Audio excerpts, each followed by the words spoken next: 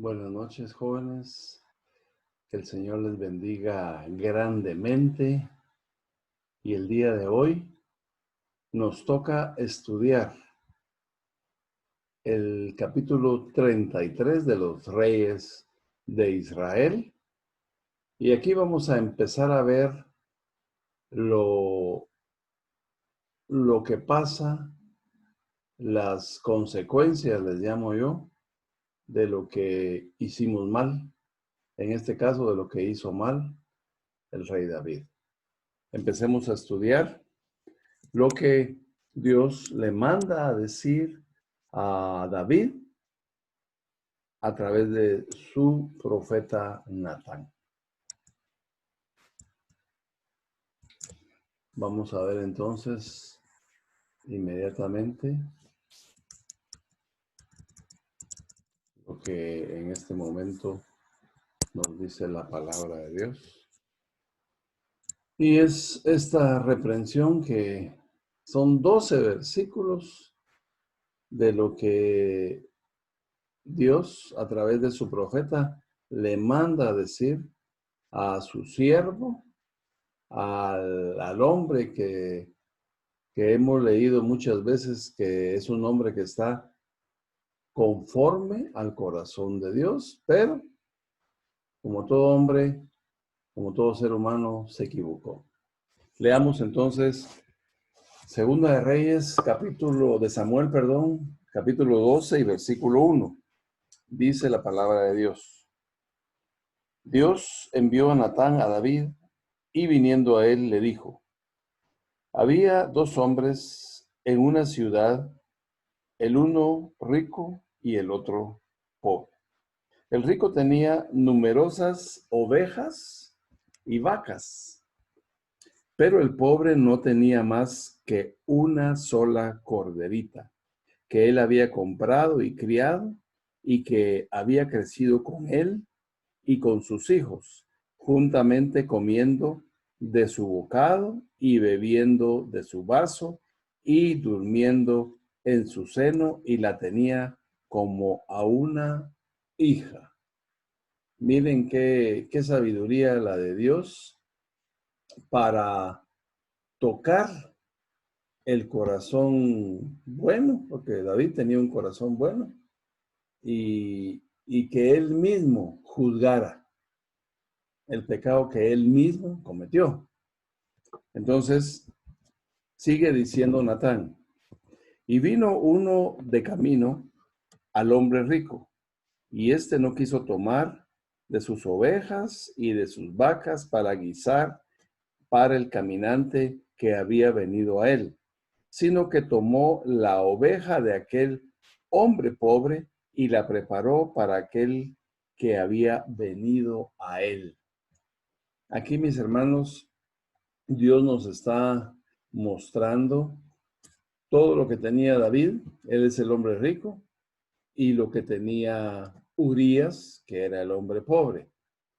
Sabemos que los reyes, y David no fue la excepción, tenían mujer, tenían esposa y encima tenían concubinas. Como que tenían derecho a todo eso. Era una tradición de todos los reyes de esa época.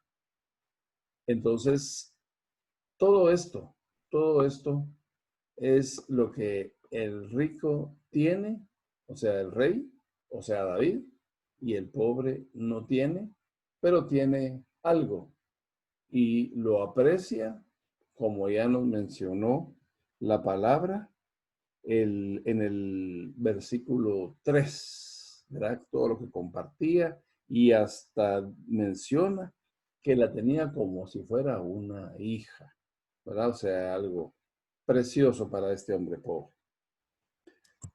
Entonces, aquí vemos cómo este hombre rico, teniendo muchas para prepararle un banquete a su invitada, no usa nada de lo que él tiene, sino que usa lo que no es de él. O sea, la única ovejita o corderita que tenía el hombre pobre. Entonces se encendió el furor de David en gran manera contra aquel hombre, y dijo a Natán: vive Dios, que el que tal hizo es digno de muerte. Ah, mire, hermano. Como hombre justo que era David, condenó al que hizo eso y lo condenó hasta el grado que era merecedor, dice, de la muerte. Pero sigamos leyendo. Y debe pagar la cordera con 4 tantos, porque hizo tal cosa y no tuvo misericordia. O sea, exactamente lo que hizo David.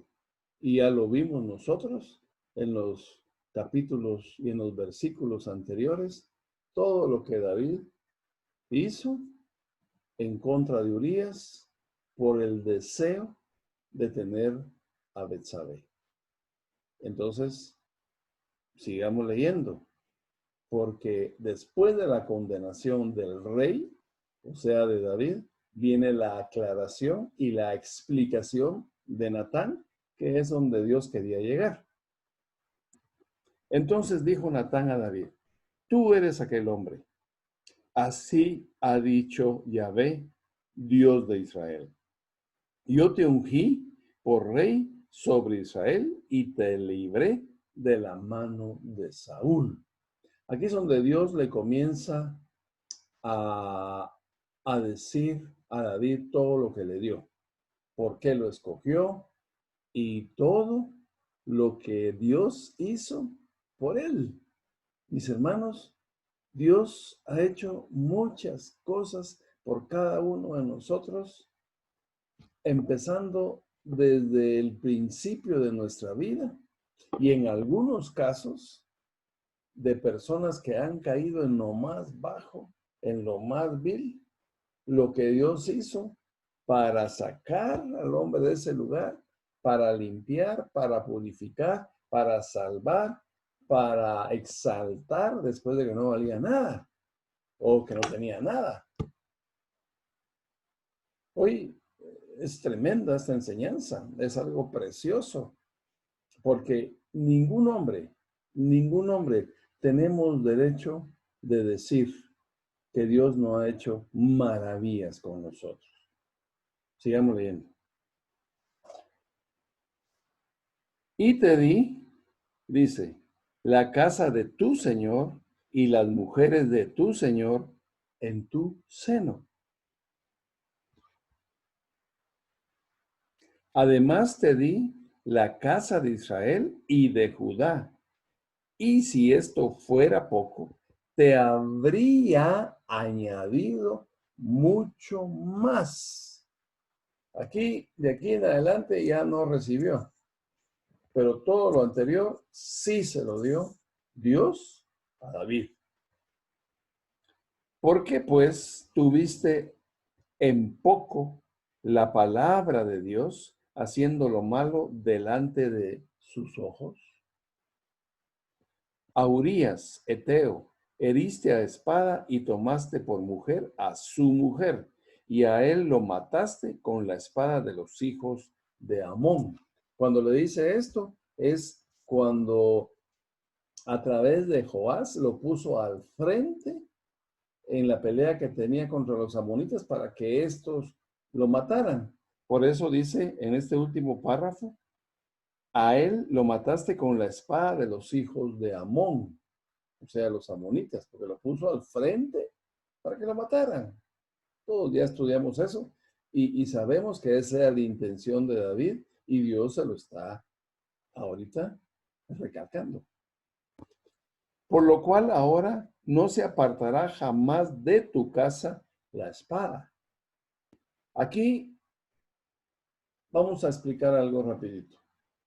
Cuando dice que no se apartará de ti jamás la espada, está diciendo que siempre va a tener problemas de guerras y de muerte familiares. Eso lo está diciendo Dios aquí a través de este profeta. Y dice que jamás se va a apartar de él todos estos problemas. ¡Qué tremendo! Porque es su familia. Ya no estamos hablando de los jeruseos, ni de los amonitas, ni de los filisteos, que son enemigos comunes del pueblo de Israel. Estamos hablando de los hijos de la familia de David que se van a volver sus enemigos o que van a crear problemas de muerte en su casa. Eso le está diciendo Dios. ¿Por qué? Porque eso provocó David. Por cuanto me menospreciaste y tomaste la mujer de Urías Eteo para que fuese tu mujer. Claramente le está diciendo por qué es que va a pasar esto. Así ha dicho Yahvé: he aquí yo haré levantar el mal sobre ti de tu misma casa. Es lo que le estoy diciendo. O sea, el mal va a venir dentro de su misma familia. Y tomaré tus mujeres delante de tus ojos y las daré a tu prójimo, el cual yacerá con tus mujeres a la vista del sol.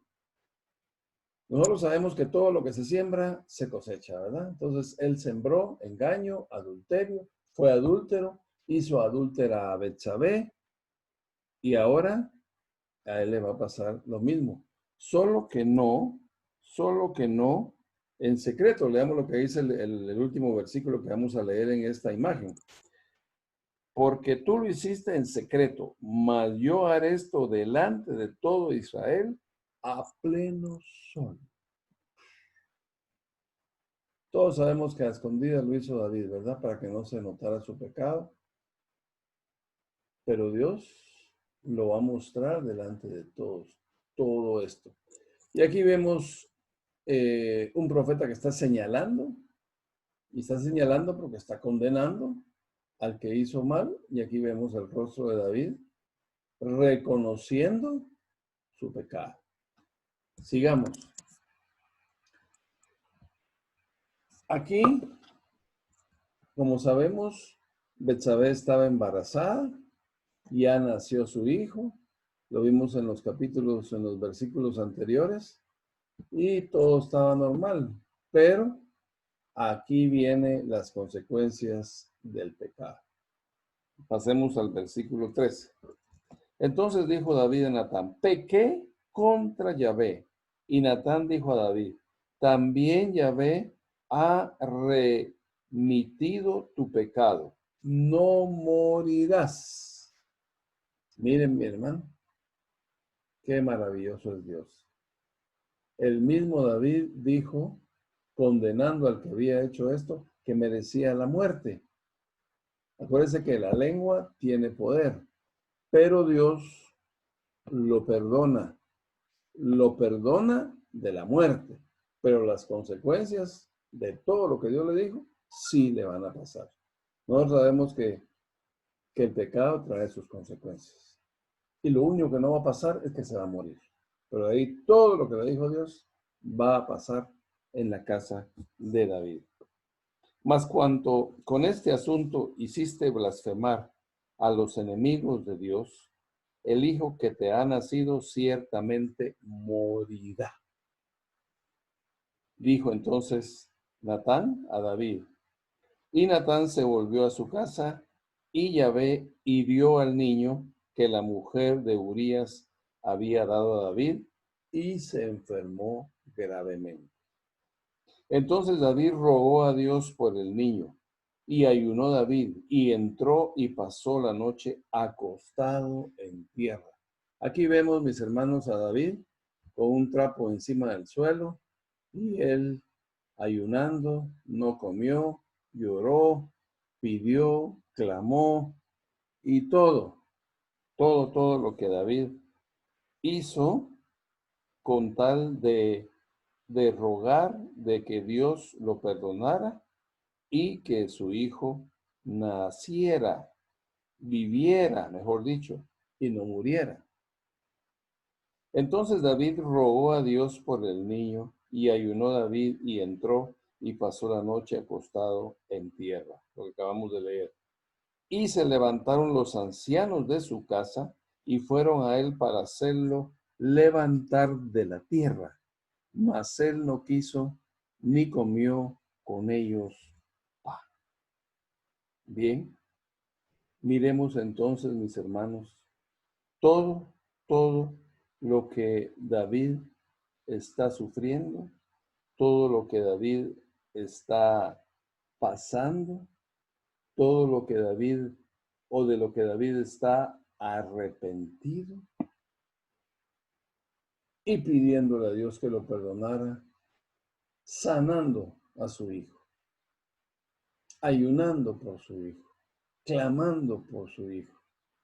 Pero Dios ya había tomado una decisión y es que el hijo muriera.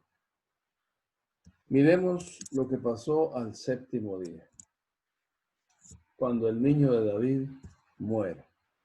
Aquí vemos el rostro de un hombre que pecó, que se arrepintió, y el llanto de una mujer, que es la mamá. Entonces aquí están los dos que pecaron en contra de Dios.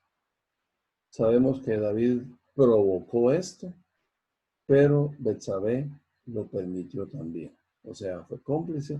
Entonces es un momento de sufrimiento para los dos, porque esas son las consecuencias del pecado. Es duro, pero es una verdad que pasa.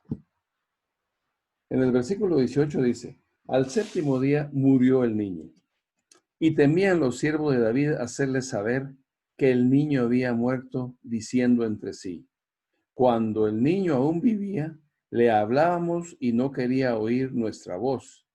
¿Cuánto más se afligirá si le decimos que el niño ha muerto? Aquí los amigos, los siervos, los ancianos de David tenían miedo de contarle a David que el niño había muerto. Sin embargo, miren lo que pasó. Aquí David en la escena que vemos ya no está tirado en el suelo, sino que ya se levantó. Sigue sufriendo, por supuesto, pero ya no en la actitud que tenía de estar en plena tierra. Mas David, viendo a sus siervos hablar entre sí, entendió que el niño había muerto. O sea, los oyó murmurar, como que hablaban entre ellos, pero no le decían nada. Lo que oímos, ¿verdad? Lo que leímos, que no se atrevían a contarle por la reacción que pudiera haber tomado David. Por lo que dijo David a sus siervos, ¿ha muerto el niño? Y ellos respondieron, ha muerto. Entonces David se levantó de la tierra y se lavó y se ungió y cambió sus ropas y entró a la casa de Yahvé y adoró. Después vino a su casa y pidió y le pusieron pan y comió. Y le dijeron sus siervos, ¿qué es esto que has hecho? Por el niño viviendo aún ayunabas y orabas, y muerto él, te levantaste y comiste pan. Y él respondió, miren, aquí la respuesta de David es muy acertada, ¿verdad? Todos lo miran mejor, estando el niño peor que antes, porque antes por lo menos estaba vivo, estaba enfermo, pero estaba vivo, ahorita ya se murió. Pero es una respuesta muy acertada a mi criterio, porque no se podía hacer nada. Entonces, en el versículo 22, ese versículo es muy interesante. Dice, y él respondió, viviendo aún el niño, yo ayunaba y oraba diciendo, ¿quién sabe si Dios tendrá compasión de mí y vivirá el niño? Mas ahora que ha muerto, ¿para qué he de ayunar? ¿Podré yo hacerle volver? Yo voy a él, mas él no volverá a mí. Palabra de Dios. Bueno, esto es una gran verdad que salió de la boca de David. Ya se murió. Tenía razón de ayunar, de clamar, de pedir perdón, de que Dios hiciera un milagro, tal vez lo escuchaba, pero ya muerto, ¿qué podía hacer? Era más fácil, o es más fácil en ese momento, va viviendo ese momento, que él vaya donde está el niño cuando muera, pero el niño ya no va a regresar a David porque ya se murió. Entonces, esto es un poco de sabiduría de David al reconocer que ya ha muerto, pues ya no hay nada que hacer, pero sin embargo, no peleó con Dios. No le reclamó que por qué no lo perdonó sanando a su hijo, sino que dice que fue al templo y lo fue a adorar. Mis hermanos, David en medio del error y de la equivocación sigue amando a Dios y respetando su voluntad, sabiendo que el culpable de esta muerte no es Dios, es el mismo David. Mis hermanos, cerremos nuestros ojos un momento y adoremos a Dios. Señor, en esta noche, en este momento, Señor, en este instante que estamos hablando y escuchando tu palabra, te adoramos. Reconocemos, Señor, que en tu palabra ya nos has mostrado que el resultado, que la consecuencia del pecado es la muerte. No tenemos nada, Señor, que reclamarte cuando algo malo nos pasa como consecuencia de lo malo que hicimos. Gracias porque siempre nos lo muestras, siempre nos lo anuncias, siempre nos lo haces sentir, Señor, en nuestro corazón, que si hacemos algo malo, vamos a padecer después las consecuencias. Te bendecimos, te exaltamos, te adoramos, te glorificamos, Señor. Ningún hombre puede decir, no sabía. No es cierto, no es cierto. Sí sabemos y aún sabiendo, pecamos. Ayúdanos, Señor, a que aún sabiendo las consecuencias y sea fuerte la tentación, podamos respetar tu voluntad y apartarnos de lo malo. En el nombre de Jesús te lo pedimos y en el nombre de Jesús te damos las gracias, sabiendo que nos escuchas. Amén y amén.